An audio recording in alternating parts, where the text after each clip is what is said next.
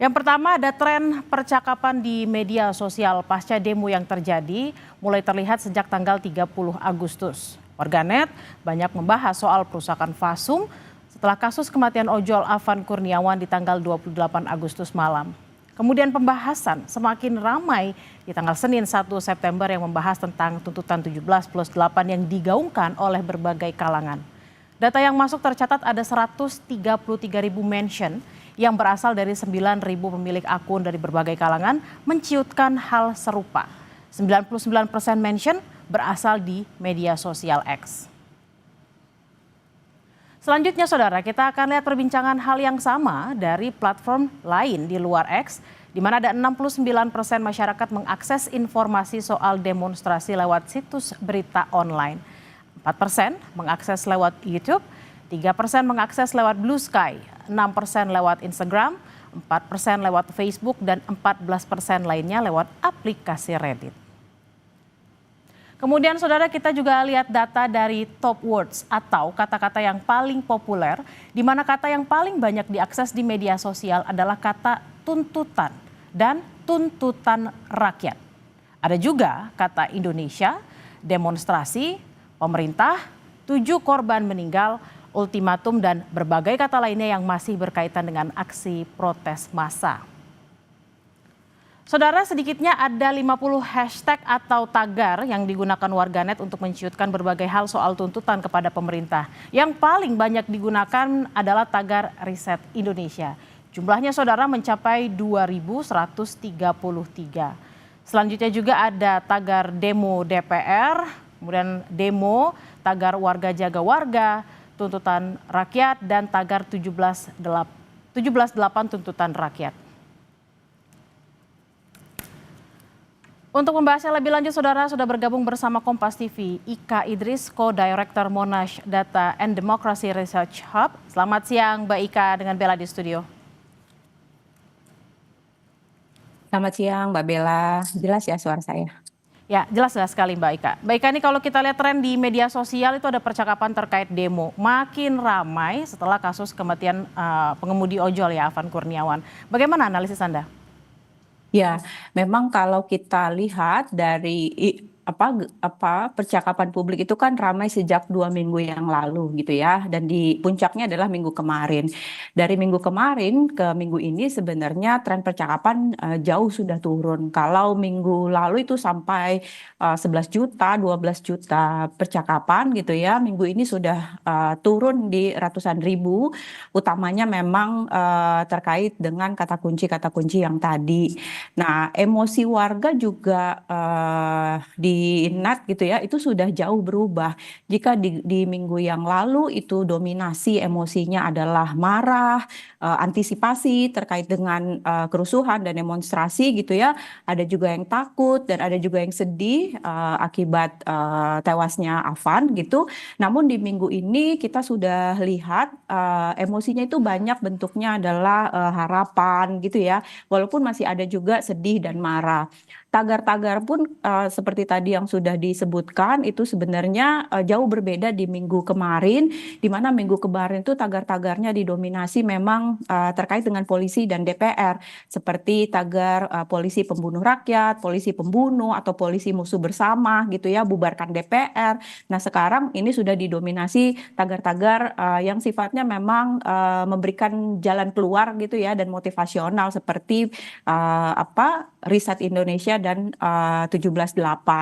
Namun kalau kita lihat memang masih ada juga percakapan terkait dengan perusakan fasilitas umum oleh provokator ya. Dan di sini kalau kita lihat topik-topik percakapan itu memang masih terkait dengan disayangkan terjadi perusakan fasilitas umum, lalu dikaitkan dengan aksi provokator. Nah, tapi yang menarik di sini adalah ada juga ajakan-ajakan untuk mendokumentasikan gitu ya aksi-aksi perusakan ini, karena disinyalir kan CCTV di beberapa tempat tuh mati sehingga tidak ada dokumentasinya. Nah, jadi ada ajakan-ajakan untuk mengirimkan foto, video untuk mendokumentasikan perusakan Fasum ini. Seperti itu, Mbak Bella.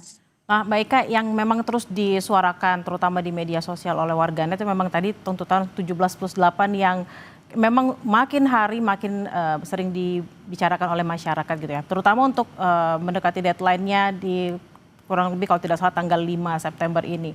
Nah, mendekati deadline ini seperti apa analisisnya Mbak? Pembahasannya apakah ada yang bergeser dari 17+8 itu? Apakah memang lebih mendalam lagi pembahasannya?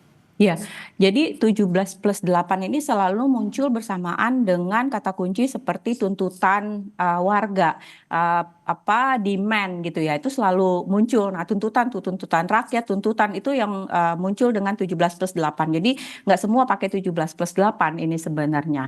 Nah, ini makin ramai, ini momentum penting karena ada 17 tuntutan yang harus dipenuhi dalam 1 minggu. Tapi kalau kita lihat, ini sebenarnya framingnya sudah masuk ke dalam framing-framing motivasional. Kalau di 2 minggu yang lalu itu framing-framing diagnostik ya, mencari kesalahan gitu ya, siapa yang salah, ada salah DPR, ada salah aparat, lalu ada framing-framing prognostik kayak bubarkan DPR. Nah, sekarang ini sebenarnya sudah masuk ke dalam partisipasi digital publik yang lebih playful karena resikonya jauh lebih rendah gitu ya. Tujuannya itu memang membangun semangat kebersamaan, apalagi 17+8 ini kan simbol kemerdekaan ya tanggal 17 Agustus. Nah, jadi ini sekarang kita masuk ke dalam fase atau gelombang gerakan harapan kolektif yang menurut saya ini jauh lebih inklusif sehingga masyarakat luas itu lebih mau bersuara gitu ya, nggak takut-takut kayak kemarin kan takut bersuara, takut nanti kena macam-macam lah gitu ya, cuitannya atau postingannya. Nah, ini mereka jauh lebih aktif dan karena merasa nggak konfrontatif gitu. Terlihat juga ini sebenarnya lintas segmen. Jadi menurut saya sejauh ini netizen merasa gerakan ini gerakan kolektif yang seru dan bermakna gitu ya, apalagi ada ajakan untuk misalnya ganti foto, ganti warna foto dan segala macam gitu. Jadi kalau kita lihat sebenarnya di analisis emosi itu udah nggak lagi marah, tapi sudah masuk ke netral bahkan penuh harapan sebenarnya di minggu ini. Oke, baik. Kalau kemudian yang juga jadi pertanyaan banyak orang sebenarnya, terutama mungkin orang-orang yang senang nge-tweet atau berkomentar di media sosial itu ya. Sebenarnya cuitan di media sosial ini berdampak langsung nggak sih dengan kebijakan pemerintah? Jangan-jangan udah nge-tweet panjang-panjang nggak didengar juga gitu. Nah, satu tweet itu tentu juga akan berpengaruh ya, karena satu tweet itu akan jadi 10 tweet, akan jadi 100 tweet, akan jadi ratusan ribu tweet gitu ya. Akhirnya akan jadi trending topik dan memberikan pressure sebenarnya kepada pemerintah. Tapi kalau kita lihat di sini apalagi menjelang deadline, ini suasananya sekarang nih jauh lebih positif sebenarnya. Sehingga tapi pemerintah jangan terlena dulu ya. Justru lebih positif tapi audiensnya itu jauh lebih luas gitu ya, dan menurut saya ini memberikan tekanan politik dengan cara yang lebih konstruktif. Nah, tentu kita harus terus mempost gitu ya, memberikan tekanan, memberikan gaung pada gerakan ini. Nah, justru sebenarnya saat ini publik jauh lebih solid karena semua orang jauh lebih mau menggunakan ini dibandingkan tagar-tagar yang jauh beresiko di minggu kemarin gitu ya. Nah, di sini harusnya pemerintah memang tidak menutup mata dan kalau mau mendengar inilah momentum untuk mengambil tindakan nyata karena publik lagi tenang ya, katanya kalau mau dialog, mau berdiskusi gitu ya, mau mendengarkan justru di sinilah saatnya menurut saya.